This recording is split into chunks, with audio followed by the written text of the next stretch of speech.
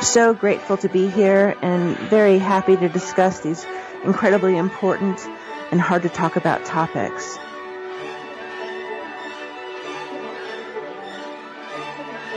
He has an incredible backbone and staggering moral fiber. Howie is totally committed, completely ethical, totally admirable.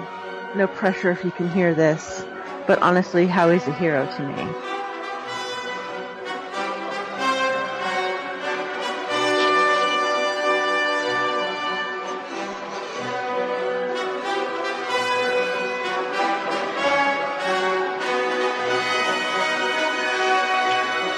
John, you joined us before, and it was a pretty incredible kind of testimony you gave, and you just devoted your life to advocacy for child trafficking, and even 9/11 truth.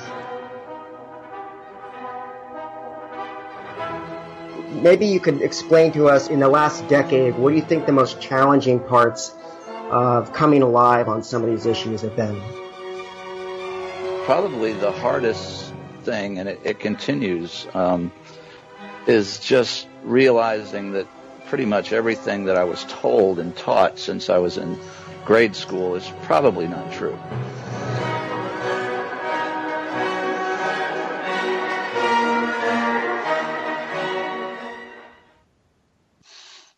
Hello, Howie. Good evening. How you doing? Doing well. Happy July 4th. Happy July 4th. Happy Independence Day. Yes, and welcome to the Traffic Report viewers and listeners. Yes. Viewers. Well, you can view us on Twitter. We're tweeting. Yeah. But you don't want to see me right now anyway. So, and we are sans L tonight. The velvet voice of L Deeds will not be joining us, which always makes me sad, but she's unavoidably detained, and we'll just have her back hopefully Thursday. Yeah. And while we're on that, but again, a shout out to Jules, who's not back with UCY yet, and who we hope gets back as soon as possible. And we miss her, and we appreciate everything she's done to give us this forum. So, and while we're giving shout outs, I was talking to John earlier. There's your clock. That's okay. I wanted to give a shout out to my Twitter friend. His handle is Slicks Tweets. That's SLICKS TWEETZ. Trump defense. He's been at it all day, just posting. I don't want to say. Well, they're just awful stories of child rape, all levels, and he spent his entire Independence Day doing this. So if anybody, please just check him out and retweet. And there's new stories every day. There's never a shortage, and some of the ones that he's been posting are just just the depravity is just unbelievable. Yeah, and I think the one you're probably talking about is that guy, and I saw your black eye, and then I saw this guy's black eye, and I'm thinking, that that guy just looked too damn good, for what apparently raping a 1 month old was the what the mother caught him doing. Yeah, I don't know if it was a 1 month or a 1 year old, but the parents, they went out to the store or something, and they left him there just to watch the child, and they came back and he's raping the child. And this is not the only one. This is not the only one. So, for people that want to believe that we don't have a problem with child sex abuse, child rape, and child sex trafficking, I implore you to check out Slick's tweets, Twitter feed.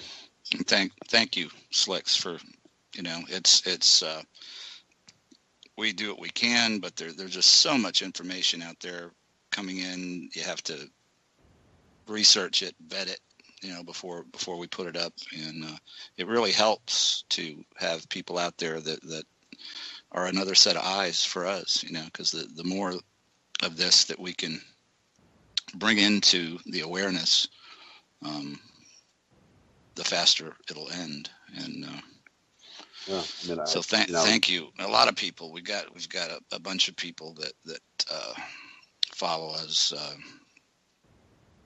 And there's people doing it. He just stuck out to me today because he's been literally tweeting all day. These stories, and it's not it's not the happiest way to spend a Independence Day, July 4th. But you know what? Reality is reality, and why not? Why not on July 4th? Tell you the truth, and I think we're the potentially best system of government in the world, but this July 4th, with everything that's going on, I really had to wonder, what exactly are we celebrating? And that has to do with what happened to you. That has to do with what happened to Seth Rich, the corruption, the child trafficking. So, I didn't celebrate today. I didn't go see any fireworks. I did some work, as usual on the stuff that we cover. And I just find there right now there's not a whole lot to celebrate. I hope that will be changing soon. So. I wouldn't call it, for me, my mindset, it wouldn't be a celebration. But I am at least thankful that we have a chance, optimistic because Trump is in office, because I know if Hillary was in office, I know where, we would be headed. So, we're not, it's not for me that, Trump's in and all right, everything's great. Where it just gives us an opportunity now to fight and to get to some of the problems that are just plaguing this country. Yeah. And when you look at it, and Obama uses the nice guy disguise and does nothing about child trafficking in 8 years. Nothing. Bombs countries. I don't remember a thing. Well, your memory's very good because there was zero. Okay, good. Zero. Right.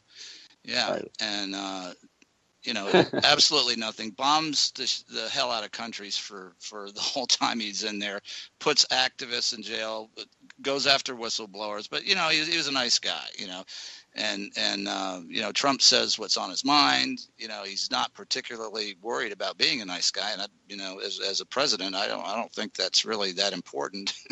But that and the only thing I can see that's been done is the executive order. And in my mind, and just with everything that's coming up, that just cut loose law enforcement, because there has been a nonstop deluge of arrests. Yeah, and a lot of them are, low level, what you'd term lone wolf type pedophiles. But you know what?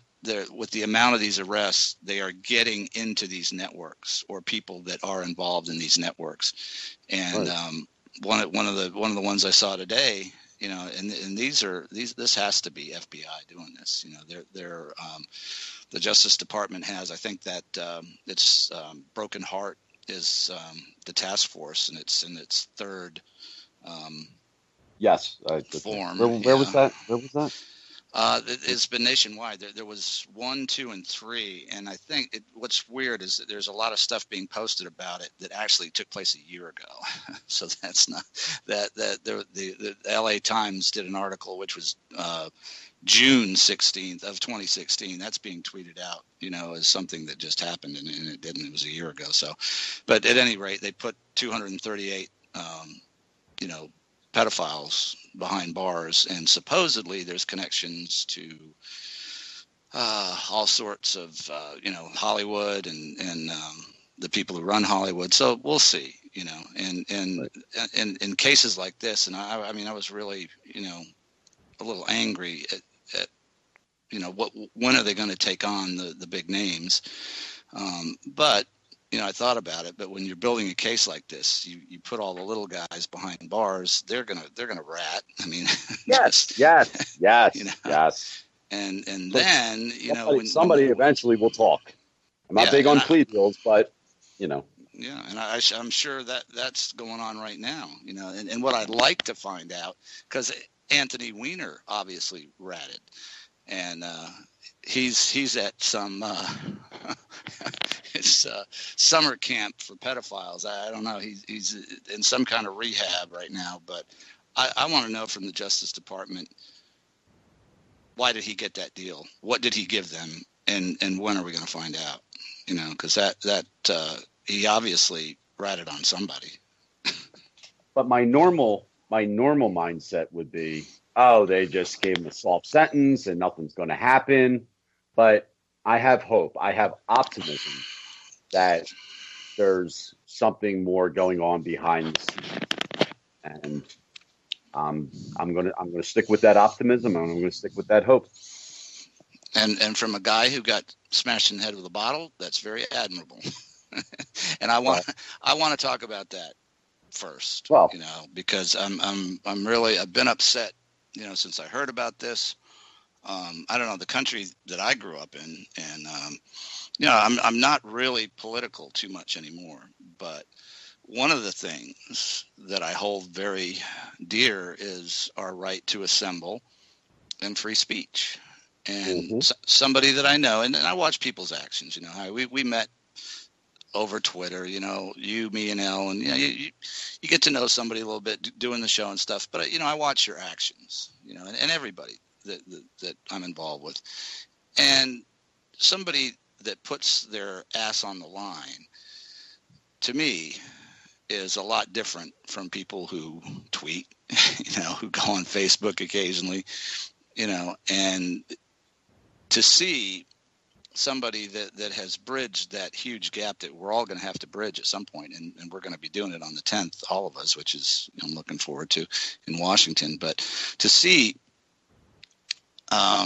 something like that happen is just unbelievable to me. And it happened to you, so I want to hear you talk about it. So I'm sure I've got many questions, but sure, tell us what happened. Well, I actually found out about the entire day probably on Saturday that there was. First, I found out that there was going to be an impeach Trump march in Philadelphia. So I said, "Oh, I have to get down there. I'm not going to let them. I'm not going to let them have a little rally and march. And impeach Trump. Like, that's just nonsense." But then subsequently, I found out that there was also going to be a pro-Trump march, kind of right behind it. So the impeach Trump march was starting before, and they would go on their route, and then the pro-Trump march would come up behind them, maybe 20 minutes, a half hour after them. So I wanted to do both. I was going to march with the pro-Trump march, but first I wanted to go troll the impeach Trump march. Does that make sense? Yeah, because they need to. I'm trying to set the context. I mean, it's in my head. I just want to. Okay. So I get down there, and they have for the impeach Trump march, they have maybe about 150 people. And, I'm there, and I made a beautiful sign. It said Trump 2020 in red, white, and blue. The T was stripes in red, and the R was blue with stars. And, I got a little creative.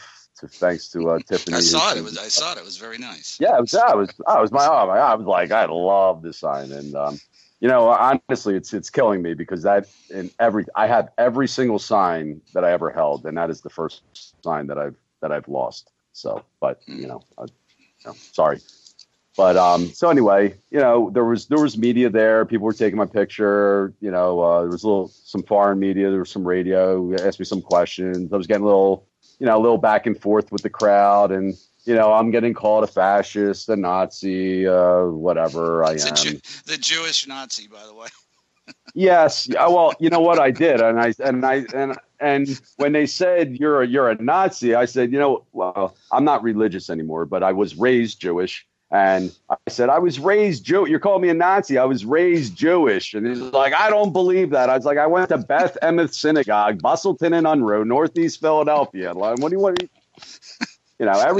everything you say, I don't believe.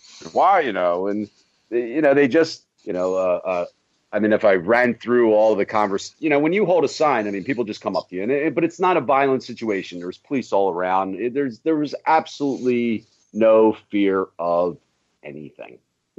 I'm protected. The police came up. They asked me if I'm going to be marching with the impeached Trump. I said no. They said, okay, I just want to know. In Philadelphia, they protect your right to do whatever you want to do, and they want to keep it peaceful. And it was peaceful. Nobody from the impeached thing was being physically aggressive towards me. So did you were they in their little ninja costumes? Did you see any of that? There were a couple people dressed in black, and a couple resist signs, but it was just a lot of people. There was a lot of average people too that just middle women in their 60s. There were some older people and some younger people. It was a real mix, but it wasn't necessarily. It wasn't Antifa. Now Antifa had stated on their Philadelphia Antifa had stated that they were going to be there, and they put out a press release. But they weren't going to the impeach Trump march. They were going to stop the pro-Trump march. Which, yes, but I wasn't at the beginning. I wasn't there at the beginning of the pro-Trump march because I was at the impeach Trump march. So I don't know if they were there, but they have no chance of doing anything because the police are there, and what are they going to do? You can talk all this game, but you're not going to do it. You're not going to do a damn thing. And the police presence for the entire thing was massive.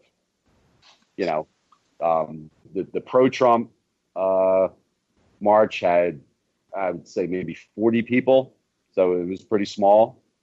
But the police presence was, there was more police than there were marchers for both things. Which is a good thing, I guess. Yeah. Oh yeah. Totally felt protected. So after I did my thing and trolled the impeached, they did their march and they started walking up Market Street, and I hung back and I met some Trump supporters, while I was there, and we waited, talked to them for a little bit, and then we waited for the pro-Trump march to come up Market Street, and we joined in with them. So I don't know if anybody knows Philadelphia, but we walked up Market Street. It starts at 5th. We got up to City Hall, which is essentially Broad Street, which is 14th Street. So we walked 10 blocks up Market, walked around City Hall, and then walked up the Ben Franklin Parkway, which is the street that the art museum's on. And we did that for like another, say, 5 blocks, and the march ended. Ended at this fountain area. Everyone hung around, and people were on the microphone. There were some Kekistanians there, which was interesting. And wasn't the A1 brothers, was it? No. The actual Keks. Okay. Yeah. And the guy who even did like a whole speech like, "We are the Kekistanians," and it's cute. I'm not, John. I'm not a join a march kind of thing. If Trump was coming, to do a rally, I wouldn't show up to that because they already have people. You don't need me there. I want to go where Hillary's doing a rally. Yeah. That's just, and that's a good point, because these idiots that are doing this, that's who they are. I mean, and they're not progressives. Okay, they're not independents. Obviously not Republicans. But there's that core group of psychotic people that, and you can see them on Twitter all the time. They want her to run in 2020. Oh, really? And it's just and that would be my dream. I can't. Yeah, please, Howie, come on. But she runs. Oh, I'll be busy that election cycle. Yeah, but I mean, they're insane. I mean, they're absolutely insane. These people, and with everything that's going on, the DNC fraud lawsuit and Seth Rich and everything else, these idiots, and they're being manipulated. They're being used. Soros is funding them, and but the minds that you're dealing with are just unbelievable. I mean, they're so far gone that I'm not sure. Yeah, I was actually reached on any kind of. Yeah, I was actually asked at the one of the I think it was a newspaper reporter. They quoted me in Philly.com. I should post it, which is the newspaper website. And one of the questions he asked me, have you had any constructive conversations with any of these people? And I said, no, I wouldn't even try. I did meet one young lady. She was in her early 20s at the Impeach. She wasn't going, there was a part where you could actually go inside onto the lawn.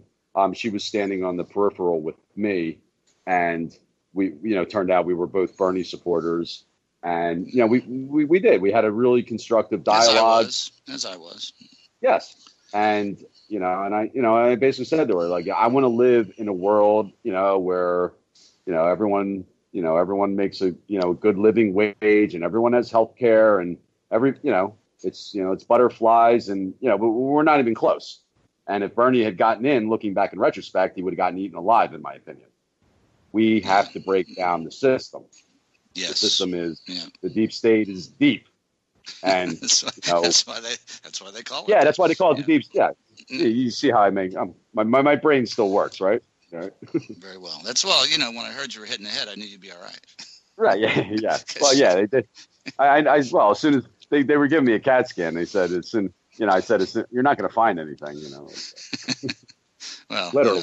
I think we have a lot in common there, because I got a hard head too, but yeah. So and these people, there's no talking to them. I mean, they're just.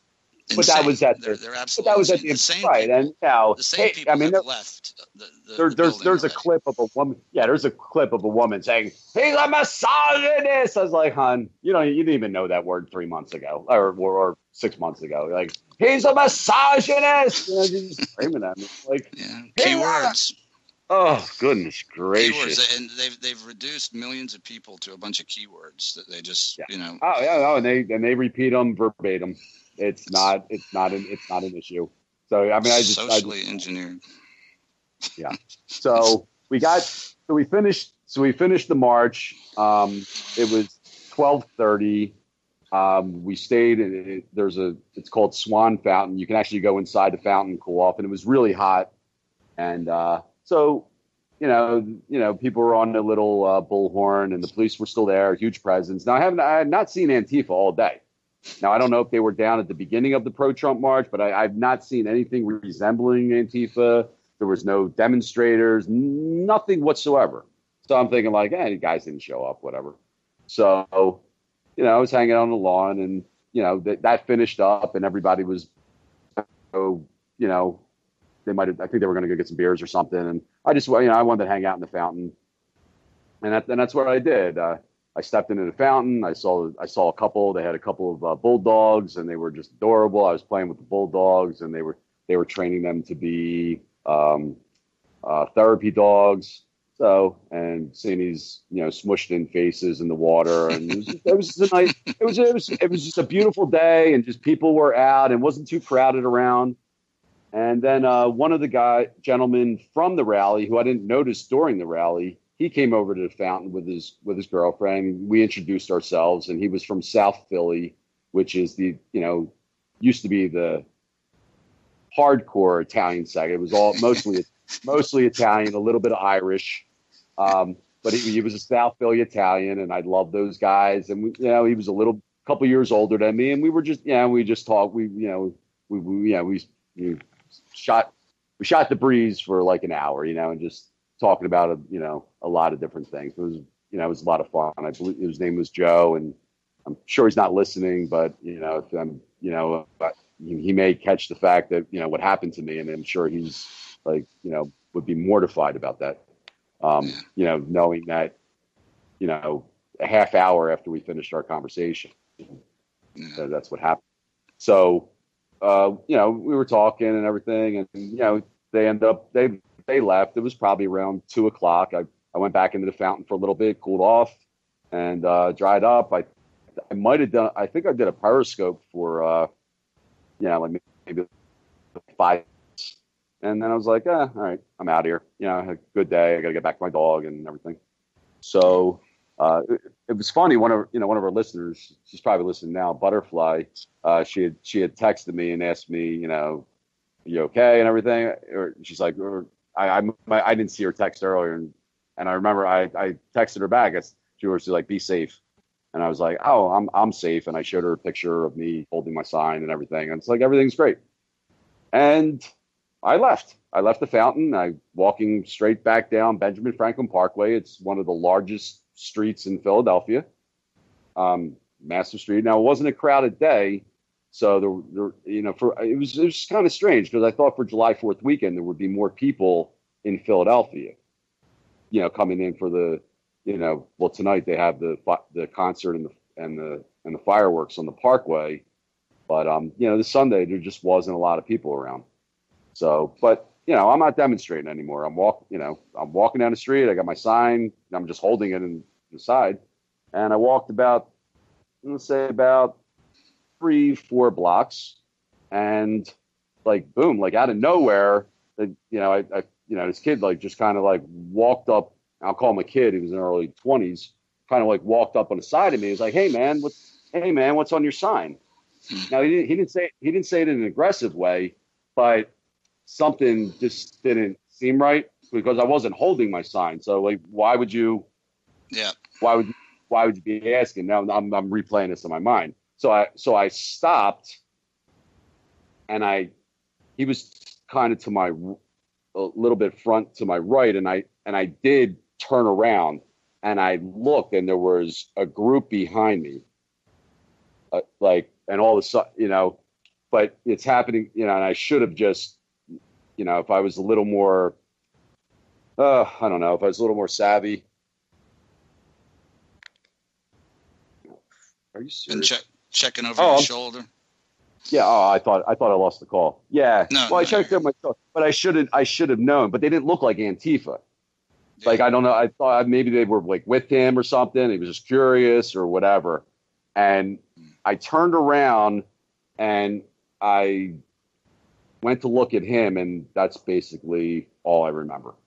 So I mean, I just did a quick glance at them, and then I looked at him, and then. So he was the distraction. Yes, he was distracted. This distraction to stop me, and somebody was ready to hit me over the head. Now, I was told afterward it was a bottle. I don't know what I got hit with because I didn't see it. And I can't remember the particulars of it. I don't know if I was still standing and I got hit because I got hit in the left eye.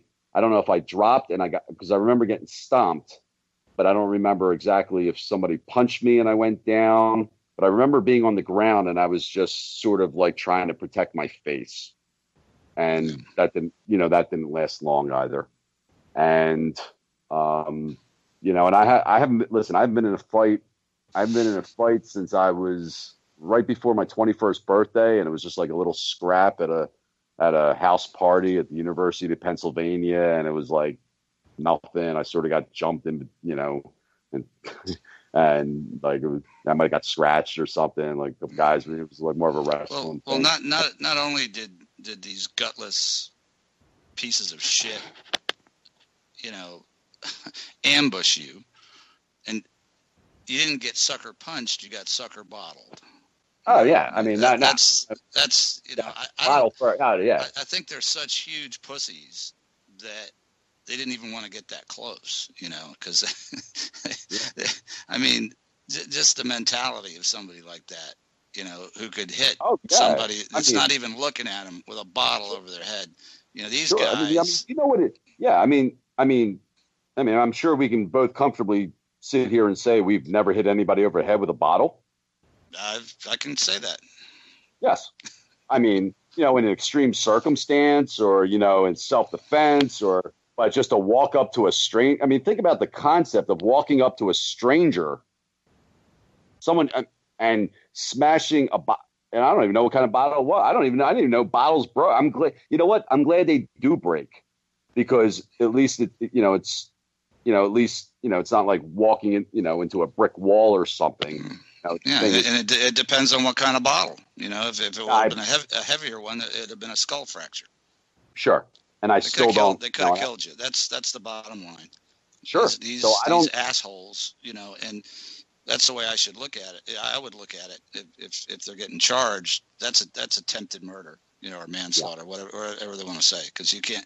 They don't know if that bottle's going to break. Yeah, they're not experts. They have no idea. Now, when you go to and so I was on the ground, and I remember getting, kind of like, kicked or whatever. And I just remember her face, and I was definitely out of it. And then it stopped. And I just sort of, I wasn't knocked out. And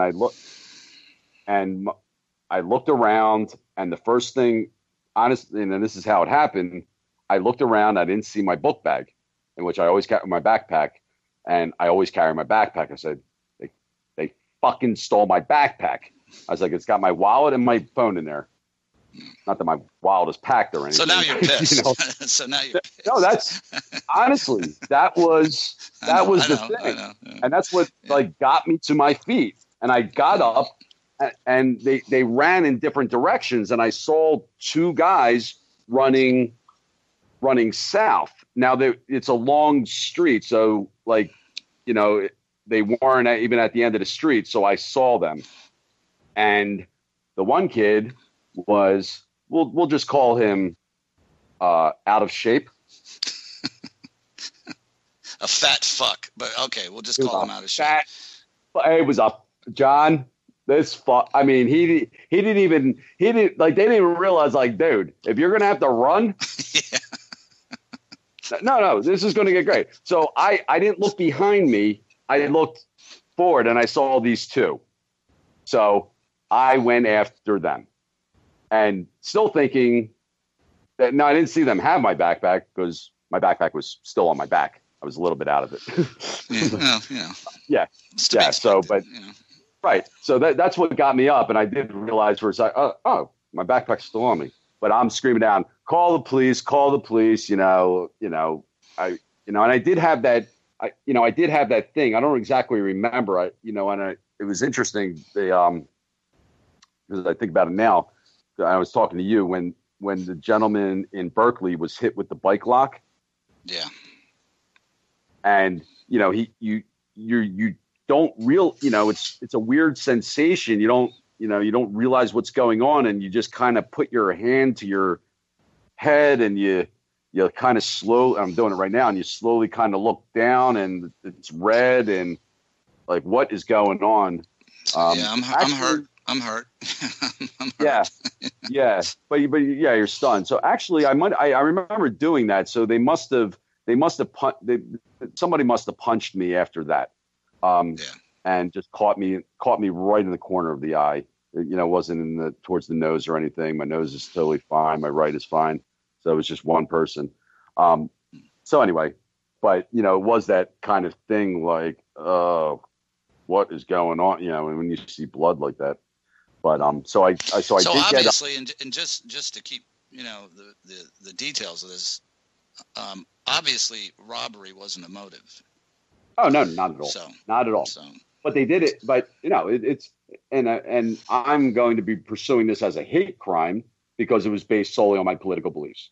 They asked me what's on your sign, and they knew that was they knew who I was. I don't know I don't know if they waited for me for 2 hours, if they just got lucky. I left at the wrong time. I have no idea because I was at that fountain for 2 hours. So getting back, I see two guys. One is out of shape, and they are running. So I start running. So this tub of shit is okay. Good. Yeah, I'm sorry. Yep. Now his other friend was, ahead. I probably would not have caught him, and I assumed they were friends. And he wasn't, the guy in front. He wasn't dressed as Antifa at all. He was actually in a Philadelphia Union soccer shirt, a blue shirt. And I do remember seeing him a few blocks before, because I looked to my left. He was crossing the street over, and I said, just the shirt stood out. You see a shirt, if you don't see a lot of Philadelphia Union shirts. So he did stand out to me. So he was crossing over to, follow me. So I do remember that. So anyway, but he probably could have got away. Now his friend could not, but I guess he was trying to, I assume it's his friend, because he was sticking around. Like, he was getting away. I caught up to this out of shape gentleman. As we went down the parkway, we made a right, and now we're in this kind of like corridor, and he's like right next to me. And I'm just saying, there's people scattered, there was a few people here, out, like, call the police, call the police, call the police. They're stunned, they're looking like, this guy running down the street, he's got blood coming down, he's telling me to call the police. And I'm staying with this guy. Well, when I finally got right next to him, he is literally, John, he's like, so, yes. So I'm totally confident now. He's not going anywhere. Like, he's not, like, no matter how bad I am. He's not going to break into a sprint anytime soon. No. He's not. Yes. So he's trying to go this way. No, he didn't try to attack me or anything. He didn't try to punch me or anything. And I just sort of just shadowed him, because I'm like, call the police. Now, and I'm also trying to keep my eye on the other dude. So he got, we're out of this courtyard, cross the street. Now we're in the middle of Market Street, and there's like a train station, an L station, subway L, going down. And there's a gentleman, I don't know when he caught wind of this whole thing. He was on his bicycle. He was a middle-aged man on his bicycle, and he told me the cops are on their way, and they tried to get into the subway station, and he literally threw his bike at the dude in the Philadelphia Union shirt to stop him. Like, this guy, he was, awesome. He was awesome. A good Samaritan. Absolutely. He said, the police are on their way. I mean, he threw his bike. So we get to, I don't want to get into some details of what happened, because I just don't want to say, but we go down the steps, and it's a long corridor. Now I have both of them there, and they're running from me. Like, they're running from me. They don't try to hit me. Now they don't try to hit me or anything. Yeah. Well, there's only 2 of them instead of 7 now. So right. And they're running from the 48-year-old dude with blood just dripping from his head. I'm like staggering, but I'm staying, I'm at this point now, I'm like not getting on my feet. I'm like, I'm screaming police, I'm not that guy, but that's apparently what you do. And it was a long corridor, and I was worried that they would jump onto a train. I didn't know where the train was. I didn't know where the entrance was. And we got past this long corridor, and there was a transit police officer. And I'm like, get him to the blue shirt. Blue shirt was ahead. So blue shirt tried to do something, and he tried to run up the steps. And by the time I ran up the steps, and by the time got out, the police were already there. Got him.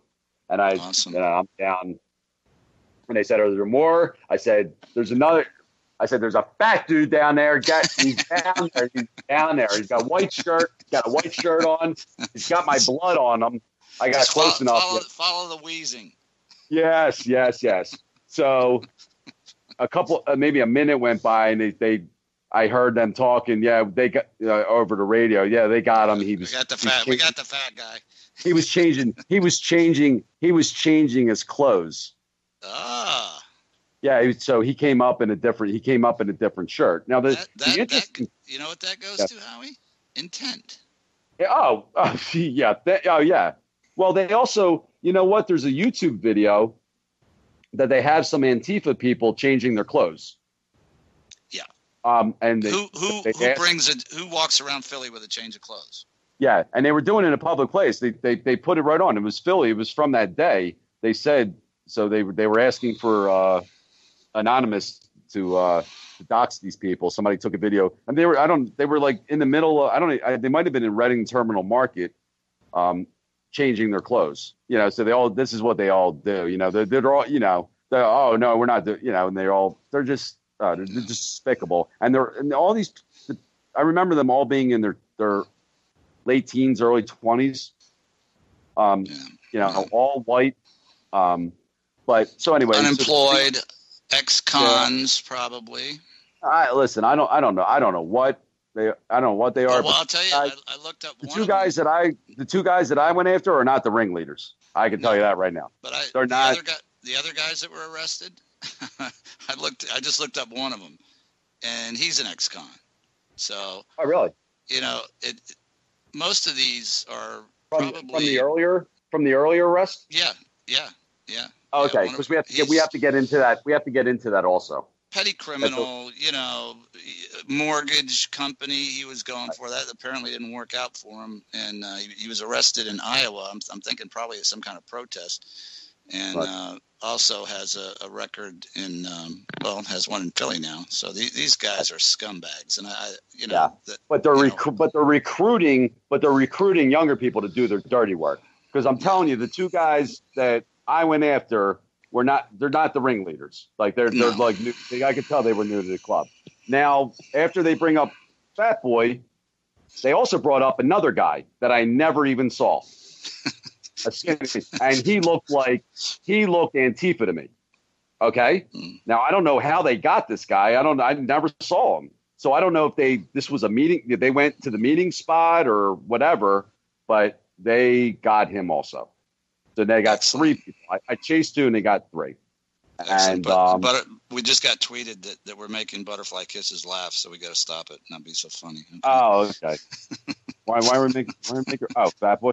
Yeah. No, he was fat. No, he was wheezing. John, he was wheezing. I got up to him. I'm like, dude, you're gonna go out on an attack mission and you can't run fucking 2 blocks, bro. If you die, they're gonna charge me with manslaughter. They're like, wait a second. They didn't say after we hit him with a bottle he would get up and chase us. That wasn't in the manual. Oh, yeah, by the manual, let's just talk about that for a second. Because I read them and you post them, and I would encourage people to look at this. These assholes are pre-planning these things. They're sending literature out. Somebody is printing that. Somebody is funding that, and it's inciting violence. Okay, sure. That's actually what it's doing. Well, let's segue, because I just want to do. Well, I mean, it's pretty much the end of the story. They arrested 3 people. Ambulance came, and they put me on a stretcher. I did my thing. I didn't have the presence of mind at the time to take a picture of them getting arrested. I wish I could. Fuck. Oh, that's the only thing that killed me. I will not rest till I have the mugshots of these 3 assholes. Oh yeah. I'll tell you that. We'll get all that. Yeah. When I got into the ambulance, now I'm, it's really like I'm just looking at the blood, and there was some people standing around, and it looked awful. So and I got into the ambulance. I said, I said, am I allowed to take a selfie in an ambulance? And, I don't know the rules. I've never been in an ambulance, but so I did, and that was the first picture I took. And people they took me to Hahnemann Hospital, and they were wonderful, and everybody was really nice. So and something I noticed with the scumbag, jokes that say they're, these shitty half a journalist website. They're not. I mean, they're just basement kooks, that have a website. But I noticed that they used the picture where you were angrier. Because I think you sent me the picture when you were in the ER, and you looked like, you weren't thrilled, but and it looks bad. But all the bullshit stories that they've printed about you and the incident, they use the one that's, you're obviously angry. So they're using, they want to make the victim look as bad as possible because you're a crazed, rabid Trump supporter. Oh yeah. Yeah, I had a comment. These scumbags, it's not enough. It's not enough that, and I don't care if you're, supporting, an oil company, whatever. Does that give somebody the right to bash you over the head and almost it could have killed you? And these assholes are talking them up. Like, and that other asshole, whoever he is, I can't even remember his name, but they didn't hit you hard enough, really? Yeah. Really? Yeah. Oh, okay. Yeah. Well, I doxed him. I mean, he's right out there, so I already know what tattoo shop he works at. So that's all good, bro. You mean I'm not? Yeah. Yeah. I noticed he got real quiet after we started. Oh yeah, like dude, you're right. I mean, these people are so stupid. But I just want to emphasize the point. And this is one thing I want to get out because there was an arrest earlier in the day. The group the pro-Trump that I was with had gone off, and they encountered these Antifa people, and somebody was recording, and they showed an arrest. So it was from Philadelphia, and it was that day, and it was people I was with, but it had absolutely nothing to do with me. So, it's even the media, they see an arrest in Philadelphia, and they know a guy got hurt, and they just conflate the two stories instead of finding out that these two incidences had nothing to do with one another. There was no video of me getting attacked. There was no video of the arrest. There was no video of anything. The video that they're showing is from the completely separate incident. Yeah, and I just want to make that. I just want to make that point. Yeah, and people should go read the garbage. You heard what happened here. And go read the crap that they put out there. And we're not journalists. I mean, I guess we are. Now that we're doing this, but I didn't. Well, here's the best story. It comes from my mouth. Nobody. I mean, how hard would it have been for anybody to contact me? Well, how could they possibly do that? They had your Twitter handle all over their stories. Oh yeah, my full name. Yeah. Oh yeah, it would have been impossible to get a hold of me. I mean, everything's pretty much out there except my phone number. But nobody. They don't even make an attempt to ask a question. They just want to get a story out there, and then they don't want what really happened. They don't want. No, they really don't. What really happened, because if they talk to you, then they're kind of obligated. George Webb did this to the CNN guy. They give him an interview, but they recorded it. And then CNN is kind of obligated to print the truth, which they didn't do anyway. Right. But these maggots that are writing, most of these stories, Raw Story included, it's an agenda. They have an agenda. Yeah. But they don't. But they're not even. But they pick off the internet. They Raw Story did a story on me when I went into the church, when I went into the Catholic Church on Christmas Eve, and they did the same thing too. I was like, well, why don't they call me? And now I see how the game is played. They just they don't want the story. I mean, and I'll me, I'll pretty much talk to anybody. But I wanted to to show the premeditation. I want to get through this. On the Philadelphia Antifa website, and I pulled this off on the day before because they said they were going to show up. So I want to read what they had posted in a PDF. And it says, "Front, long live the Union of Anti-Fascists. Long live the Republic of the People. The fascists shall not pass. They shall not pass," in bold, in capitals. On Sunday, July 2nd, 2017, members of the fascist alt-right, in quotes, groups will attempt to disrupt the Philadelphia liberal organized march called Trump's Impeachment. We are calling for groups and individuals to mask up, crew up, and show up and send a strong message to the far right that they are not welcome in our city, in our fucking city. We will smash the growth of fascism by any and all means necessary. By any and all means necessary are in red letters. First, let's be clear.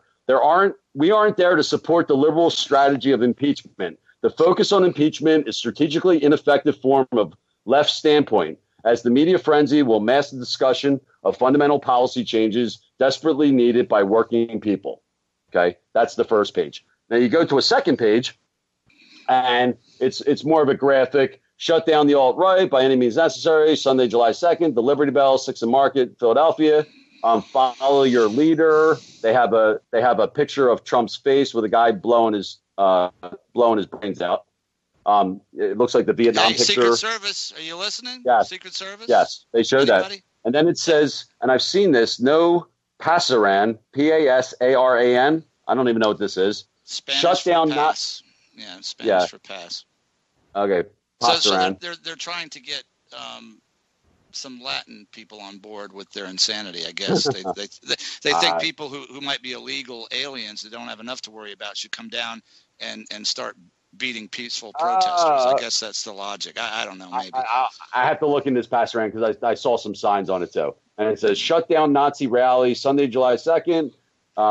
This is more of like the poster. No platform for fascists. We are calling the community to come together and fight against white supremacy. And I'm KKK.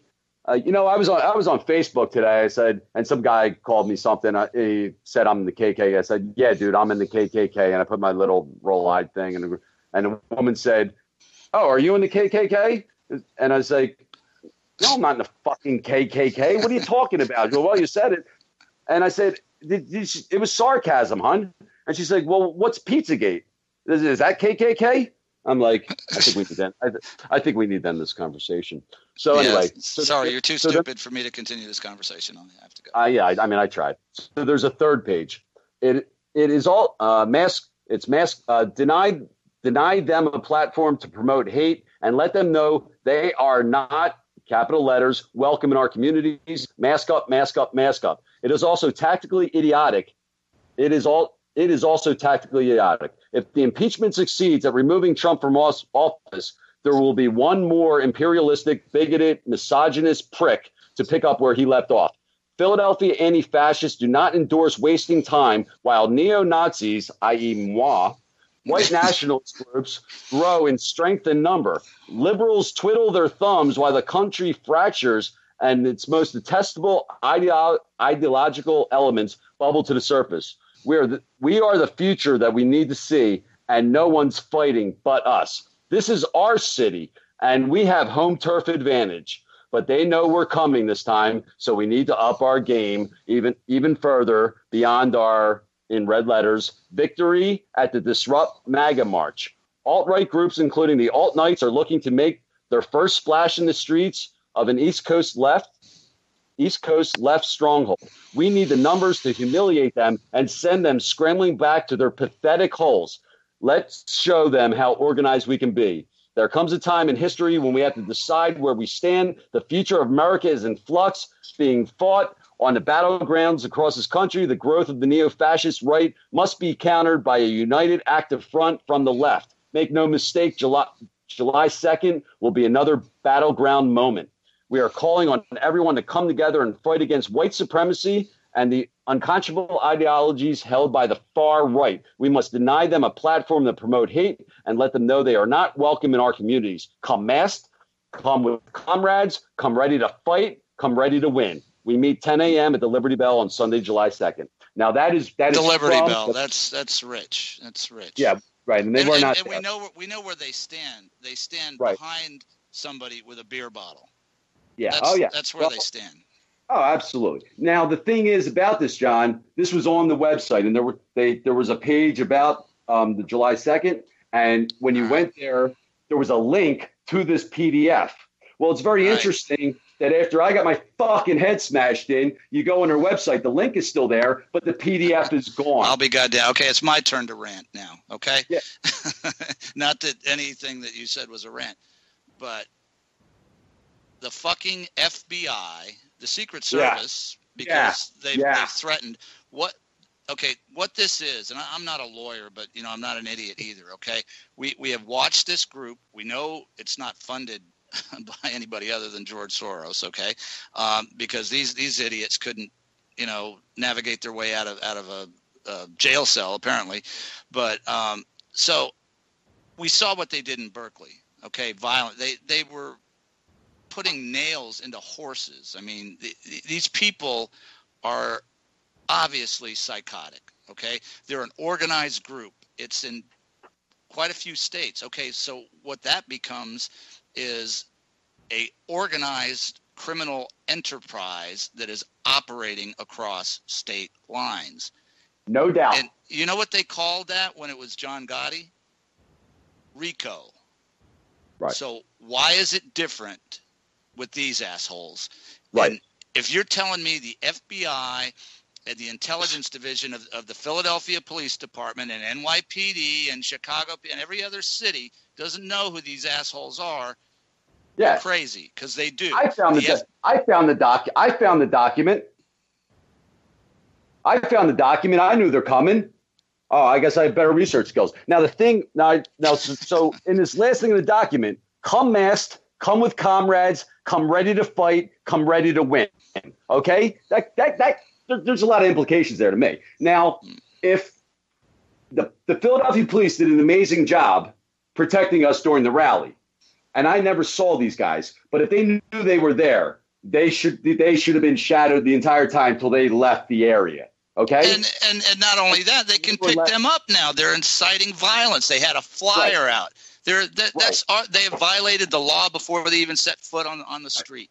And there was a massive police presence. So I'm saying when I was going home, I never saw them all day. I was hanging out in a fountain with dogs and a guy my age and his girlfriend, and we're just having a good time talking, and there were kids playing, and it's a beautiful sunny day, and I'm walking home down the Parkway.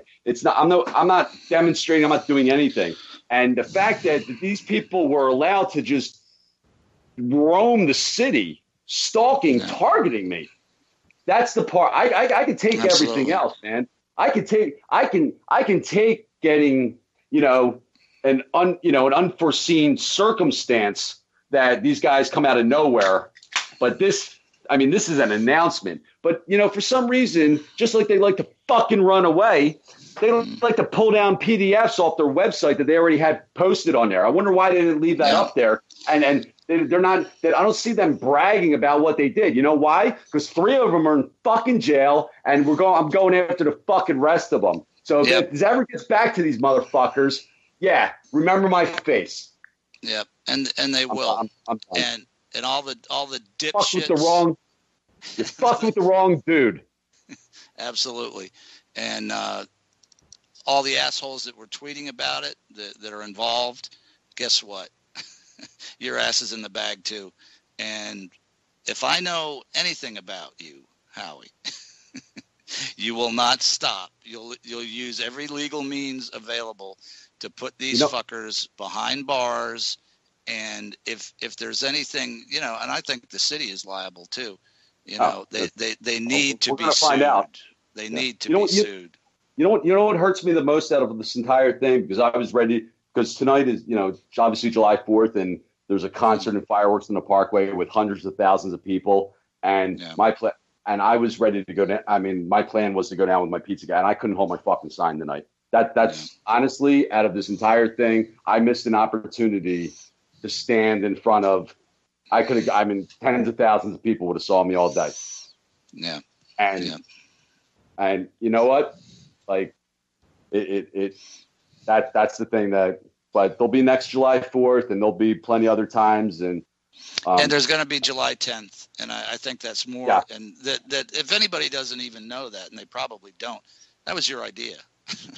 So I think that idea is going to just totally blot this out like it never happened. Right. And but we're not making this about Howard. Howard's going to be okay. This is about Seth Rich, and please, if you can make it out there, if you can make it down to DC, this is going to be.